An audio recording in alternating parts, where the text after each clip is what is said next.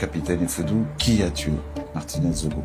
Merci Monsieur Palmer, une fois de plus, de me convier à votre émission. Je vous ai dit la dernière fois qu'il serait intellectuellement malhonnête de ne pas pouvoir dire qui a commis, commandité, qui en est l'auteur de ce crime crapuleux envers un de vos confrères. Et avant de répondre à votre question, je voudrais dire que j'ai été profondément choqué de savoir que vous, les journalistes, certains journalistes, ont contribué à étouffer ou alors à déformer ou alors à mal informer l'opinion sur cette affaire qui est extrêmement grave et qui a présenté de nombreuses défaillances de notre système sécuritaire et de notre système de l'État. Et donc, pour répondre à votre question, je voudrais saluer déjà les aînés magistrats au niveau du tribunal militaire qui conduisent les débats actuellement sur cette affaire. Malheureusement, il y a une volonté de tourner en rond pour que la vérité ne soit pas sûre des Camerounais et même de la communauté internationale qui s'est émue de cette affaire. Alors, je voudrais dire que sans possibilité de me tromper, je voudrais lui dire d'autorité, je voudrais lui dire de manière à ce que les magistrats puissent conduire avec une indépendance totale le reste des travaux. C'est que les véritables auteurs de cette affaire comparaissent devant le tribunal. Alors, je le dis d'autorité que cette volonté de tourner en rond au niveau de cette affaire vient du fait de M. Ngongo Ferdinand, qui est l'auteur, le commanditaire de l'assassinat de M. Martinez Zogo. Capitaine Efudou, oui.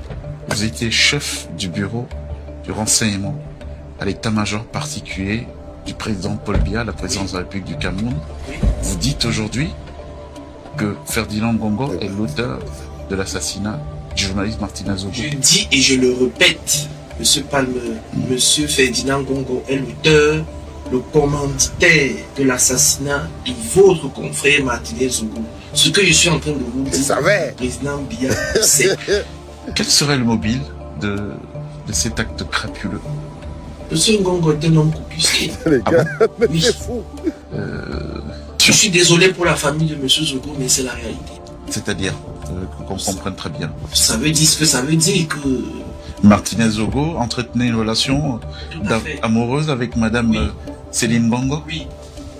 Ça, c'est le premier mobile.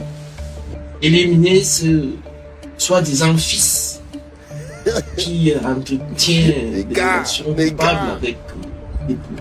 Deux, pour sa prise de pouvoir, de prendre le contrôle total et exclusif de la DGRE. La DGRE, c'est les services secrets camerounais. Oui, la Direction Générale de la Recherche Extérieure. Troisième mobile était la destruction d'un autre plan antagoniste visant le pouvoir à Yaoundé et dont le principal pourvoyeur financier est M. Jean-Pierre Moukou. C'est monté dans cette affaire. Vous évoquez les services secrets camerounais, capitaine Efudou. On a tous été choqués d'apprendre que pour quasiment des misères, certaines de vos collègues de l'armée ont touché des sommes allant jusqu'à 50 €, donc 30 000 francs CFA, l'argent local, pour commettre ce crime crapuleux. Alors comment les forces de défense formées en arrivent à ça, actionnées par des forces extérieures, et ces forces-là leur payent 50 € pour attenter à la vie d'un citoyen camerounais? Vous savez, M. Palmer, quand les gens sont habités par la rancœur, l'arrogance et la condescendance, ça donne ça. La DGRE est asphyxiée. Ce problème que vous évoquez est un problème profond et qui remonte à l'année 2019-18. Parce qu'à la réalité, M. Ngongo a voulu le contrôle de la DGRE depuis 2019, la tête de M. Eko depuis 2019. Eko qui était le patron des services secrets camerounais. Oui, il a voulu la tête de ce monsieur depuis 2019. Et pour cause? La cause, c'est que M. Eko, je ne suis pas son avocat. Je ne suis pas là pour le défendre ou bien pour prendre parti, je donne les faits. M. Eko avait été mandaté par le président de la République pour évaluer un certain nombre d'informations liées à l'organisation de la Coupe d'Afrique des Nations qui devait avoir lieu l'année 2019. Et donc, M. Eko était en charge de cette enquête et il avait auditionné le secrétaire général de la présidence de la République à la demande du chef de l'État. Personne n'a jamais entendu parler de ça. Parce que c'est une information que le public ne peut pas avoir. Donc Ferdinand Ngongo, secrétaire général de la présidence de la République du Cameroun, a été entendu par le chef, le patron des services secrets camerounais. Effectivement, à deux reprises. Et c'était où? Dans ses bureaux. Et donc, monsieur Ngongo ne lui a jamais pardonné le fait de ne pas être sous son contrôle. Et donc, depuis l'année 2019, la tête de M. Eko a été mise à prix par M. Ngongo. Une guerre ouverte mais silencieuse a commencé entre M. Ngongo et M. Eko. Elle se matérialisait par quoi cette guerre? Par l'assèchement financier de la DGRE. C'est-à-dire? Les lignes budgétaires de la DGRE ont commencé à souffrir. Qui a le pouvoir de sucrer les budgets des services secrets d'un pays comme le Cameroun? Bien évidemment, le secrétaire général de la présidence de la République. Et là, je convoque le décret numéro 2011-412 du 9 décembre 2011 portant réorganisation de la présidence de la République. Chapitre 1, section 4, des administrations rattachées à la présidence de la République. La direction générale de la recherche extérieure est rattachée à la présidence de la République en ce qui concerne son administration. Donc, le véritable patron de l'administration de la DGRE, c'est le secrétaire général de la présidence de la République. À partir de cette audition, la DGRE n'a plus eu de budget. En fait, la DGRE a commencé à fonctionner au service minimum, ce qui est tout à fait inconcevable. Et le président n'était pas informé de cette situation? Ça, je ne saurais le dire, mais si nous avons été au courant, certainement le président de la République était au courant.